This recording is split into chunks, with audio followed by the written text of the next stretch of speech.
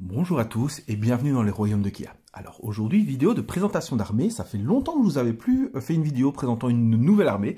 Donc voilà, là j'ai fini une armée, ma nouvelle armée en peinture.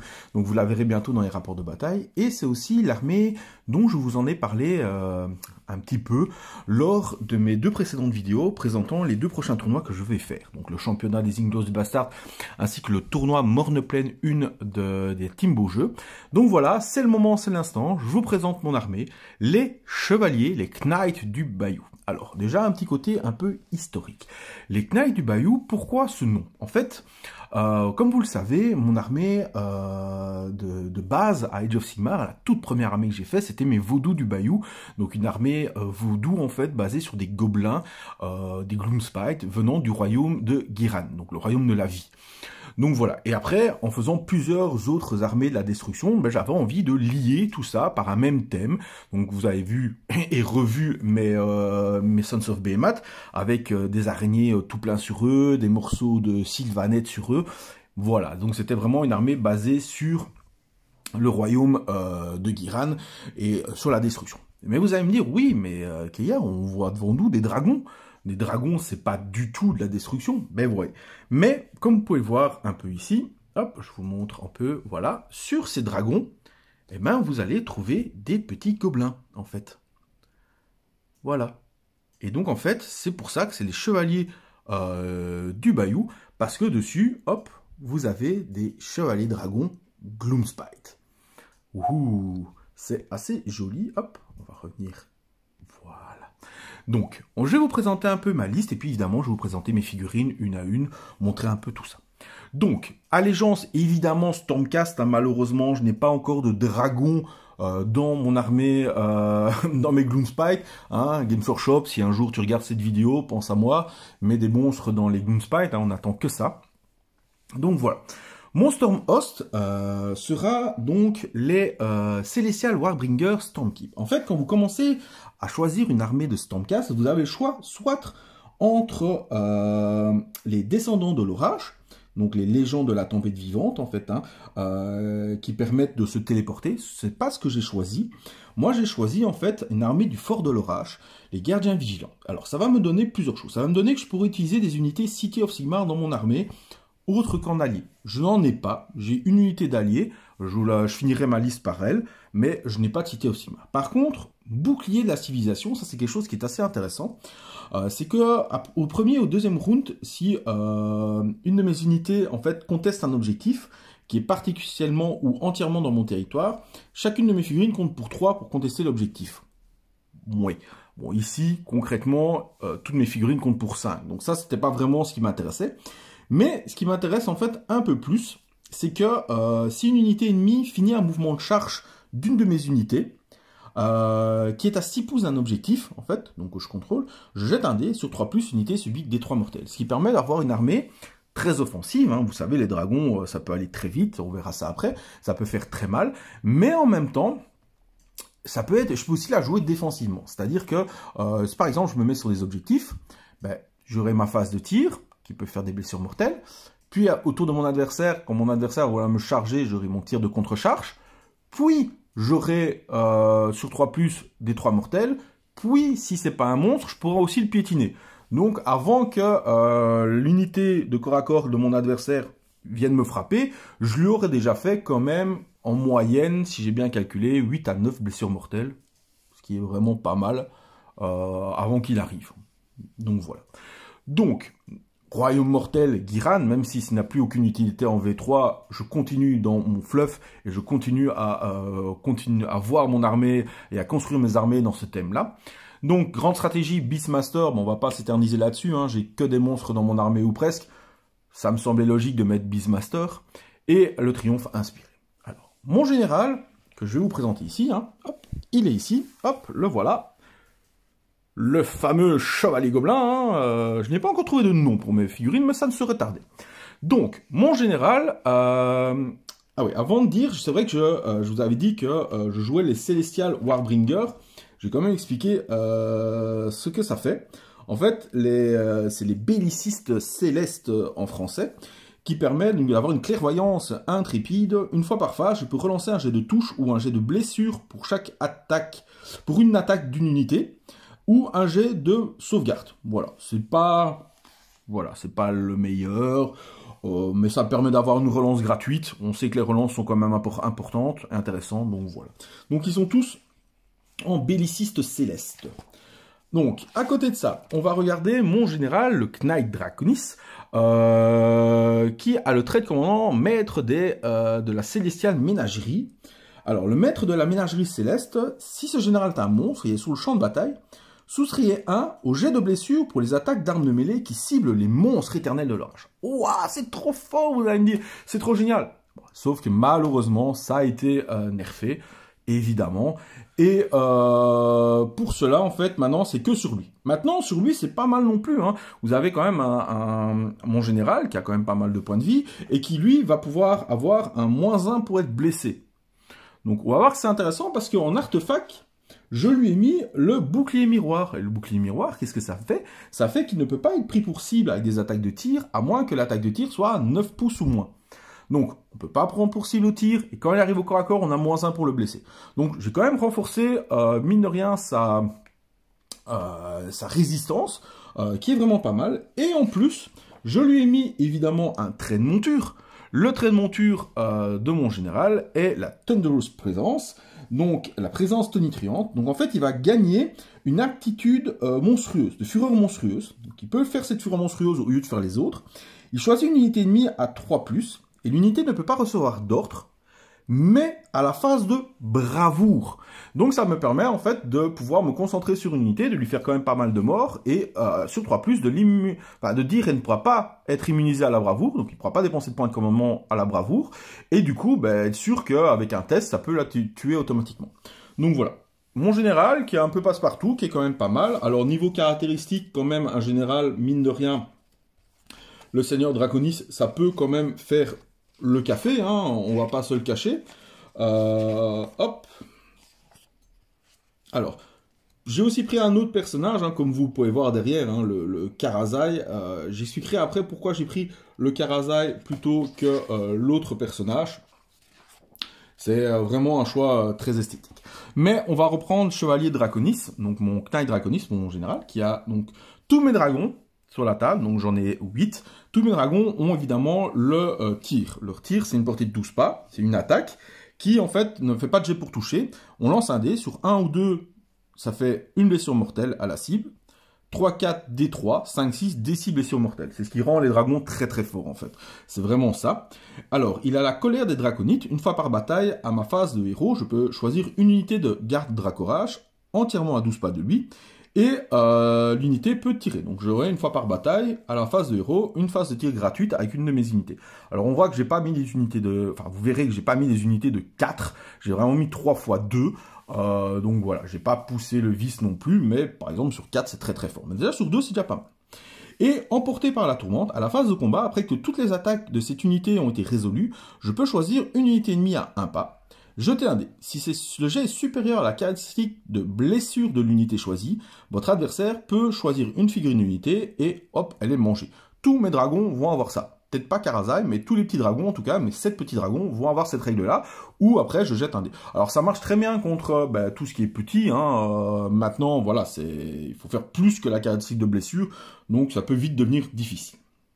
Donc voilà, ça a quand même mouvement 12, il a 11 points de vie, sauvegarde à 3+, donc voilà, c'est vraiment pas mal, bravoure à 8, donc voilà, c'est mon général, il est vraiment, c'est le meilleur des héros, hein, on va pas se le dire, un gobelin sur dragon, j'allais dire un dragon sur gobelin, et après, on va avoir ce monsieur. Alors, on a Karazai. Pourquoi j'ai choisi Karazai, vous allez me demander? Parce que, on va pas se le cacher, Krondys, pour les mêmes points, est tellement meilleur. Et bien en fait, la raison est très très simple, et ça devrait être, je pense, une des meilleures raisons à Warhammer Age of Sigmar, c'est parce que je suis complètement fou de la figurine en fait. La figurine, je la trouve vraiment trop belle, c'est bien simple en fait. On m'a dit, tiens, monte une fois un dragon et peins-en un si t'as envie, j'ai au boulot, j'ai pas un Karazai, et en fait c'est lui qui m'a donné envie de faire le reste de l'armée, tout simplement. Voilà, c'est une armée que j'ai faite à la base vraiment pour le plaisir de la peinture, pour le plaisir de la figurine. Et Karazai est pour moi une magnifique figurine et c'est pour ça que je n'ai pas pris Kron10 à la place parce que je ne suis pas fan de la pose de Kron10 et du fait qu'il soit trop armuré. Donc voilà, donc on voit que j'ai quand même peint mon armée avec des couleurs très naturelles hein, pour rester dans le thème de Jiran, donc du royaume de la vie. Et après, une fois que je l'avais peint, je me suis dit, bah, tiens, qu'est-ce que je pourrais faire pour rester dans le même thème parce que je n'aime pas les Stormcast, j'aime pas la figurine des Stormcast. Et du coup, bah, j'ai pensé aux chevaucheurs de Squeak et c'est pour ça que j'ai mis des petits chevaucheurs de Squeak partout sur mes dragons pour rester dans ce thème-là. Donc, Karazai, le balafré, il a donc la tempête incendiaire, donc c'est la même tir que les autres dragons, sauf que lui, ça a une portée de 18 pas.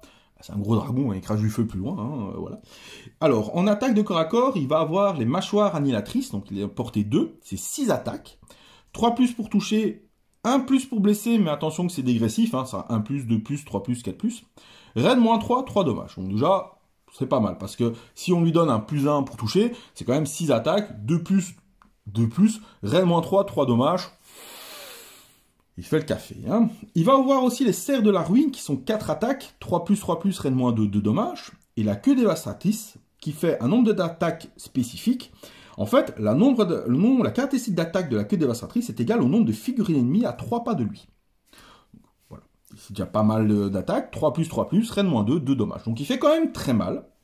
On a -1 attaque pour les armes de mêlée qui le ciblent, donc jusqu'à un minimum de 1, donc -1 attaque c'est vraiment pas mal aussi. Alors, il a les flammes de la vengeance, donc à chaque fois que cette unité détruit une unité ennemie, je peux appliquer les effets appropriés ci-dessous. Si l'unité ennemie est un héros ou un monstre, il a +1 à la caractéristique de ses attaques d'armes de mêlée, donc toutes ses attaques d'armes de mêlée, jusqu'à la fin de la bataille. Ça c'est très fort. Si l'unité ennemie avait une caractéristique de blessure de 3 ou plus, et qui n'était pas un héros ou un monstre, il a +1 au jet de course et au jet de charge. Et si l'unité ennemie a une caractéristique de blessure de 2 ou moins, il peut se guérir de 1. Autant dire que s'il va chasser le héros ou le monstre, il va devenir de plus en plus puissant. Alors, cette figurine, en fait, va avoir un gros point faible. Donc, il a quand même 18 points de vie, mouvement 14 dégressif, sauvegarde à 3+. Le gros problème, c'est qu'il n'a pas de sauvegarde contre les blessures mortelles. Donc, il risque de mourir très vite. Maintenant, ben, la figurine est tellement belle que j'ai pas envie de la changer. C'est vrai que Kron10 MH, ça change beaucoup de choses, mais voilà. Après, c'est chacun ses petits goûts hein, en termes de sculpture et tout ça. Mais voilà, moi c'est vraiment. Hop, pourquoi est-ce qu'il se met comme ça? Voilà. Donc voilà.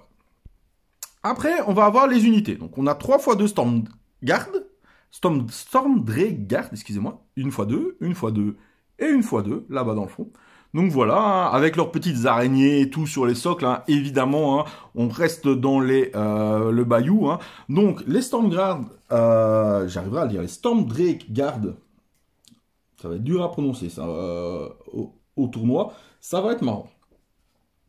Hop, alors, ces braves monsieur, ils ont un mouvement de 12, 9 points de vie, sauvegarde à 3+. Ils vont avoir une arme de tir, donc comme les autres, à 12 pas, donc un tir chacun qui fait sur 1 ou 2 une blessure mortelle, 3-4 des 3 blessures mortelles, 5-6 des 6 blessures mortelles, hein, donc très fort. Alors, ils ont des lances ou des lames. Personnellement, je les ai tous équipés de lames. Voilà, j'ai hésité, mais bon. Donc, les lames font 6 attaques, 3+, raid -1, 1 dommage. Les lances faisaient 3 attaques, portée 2 au lieu de portée 1. 3+, raid -1, 1 dommage. Évidemment, les lances, quand vous chargez, c'est raid -2, 2 dommages au lieu de raid -1, 1 dommage. Mais dans ce jeu, il y a tellement de choses qui vont vite qu'au final, c'est quand même dur de charger tout le temps. Donc, j'ai préféré avoir beaucoup d'attaques. Le champion a plus une attaque, logique, hein, voilà. Donc, ils ont ce qu'on appelle l'héritage ésotérique. Donc, à chaque fois qu'une unité est affectée par un sort ou une aptitude de sort persistant, je jette un dé sur 4+, j'ignore les effets du sort, ou j'ignore les effets des aptitudes du sort persistant. Donc ça compense un peu le fait qu'ils n'ont rien contre les blessures mortelles, c'est que déjà contre les magies, sur 4+, ils peuvent ignorer tous les effets. Donc ça c'est vraiment bien, c'est vraiment très bien.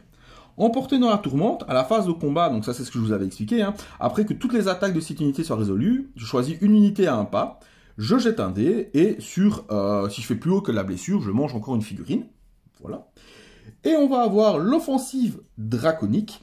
Une fois par bataille à ma phase de héros, je peux faire un mouvement normal avec l'unité. Je jette un dé, si une ou plusieurs unités ennemies sont à 12 pouces de cette unité, et sur 2+, je peux retenter une charge en plus directement. Donc voilà. Je vais pas spécialement souvent utiliser la charge. Je pense, après, voilà, je pense que je vais utiliser surtout cette armée pour un peu de harcèlement, prendre des objectifs, tuer des unités, aller sniper des persos et des choses comme ça. Maintenant, ce sera la toute première fois que je vais jouer cette armée. Je n'aurai jamais joué cette armée. Les 2 tournois que je vais faire, ce sera la toute première fois que je vais les jouer. C'est vraiment très intéressant, hein, parce que vraiment, je vais la découvrir en même temps. Donc, avis à mes 2 premiers adversaires pour les 2 tournois. Hein. Voilà, je n'aurai... bon, j'aurai pour le premier tournoi. Le deuxième tournoi, ben, j'aurai déjà quelques parties dans les jambes, hein, mais voilà. Dernière chose qu'il faut savoir... Enfin, avant-dernière chose qu'il faut savoir pour mon armée, c'est que les armées de Stormcast peuvent avoir ce qu'on appelle une optimisation unique. Donc, c'est une aptitude de commandement. Donc, j'ai choisi l'aptitude commandement, le marche imperturbable. Donc, une fois par bataille, je peux donner au début de ma phase de commandement. L'ordre peut seulement être donné par un chevalier ami à une unité entièrement à 12 pas, ou par un seigneur ou un draconite sur une unité amie à 18 pas. Donc là, mon armée est draconite, voilà. Et l'unité qui reçoit l'ordre doit être une unité d'éternel de l'orage, évidemment. Jusqu'à la prochaine phase de héros, l'unité peut courir et quand même charger. Donc voilà. Donc une fois par bataille, j'aurai une unité qui pourra courir et charger. Ce qui fait que une fois par bataille, techniquement, je peux faire 12 pas à la phase de héros, 12 pas à ma phase de mouvement, plus je claque mon CP 6 pour pouvoir courir, 18 pas, ce qui fait 30 pas, plus ma charge. Donc ça me permettrait de pouvoir aller chercher un objectif, avec quelques persos dessus, un perso qui se planque ou des choses comme ça. Voilà, c'est gratuit, c'est nickel. Voilà. Là, mon armée, en fait, en faisant ça, était arrivée à 1920 points. Et là, j'ai hésité, soit ben, je restais à 1920 points pour avoir mes points de... être sûr d'avoir mon triomphe, ou je cherchais quand même quelque chose, et je me suis dit, pourquoi pas aller chercher dans les alliés. Et c'est pour ça que j'ai pris une unité de tri-revenants en allié. Les tri-revenants, c'est pas super fort, hein, mais ça peut se téléporter sur des objectifs, donc c'est très bien pour aller prendre les objectifs.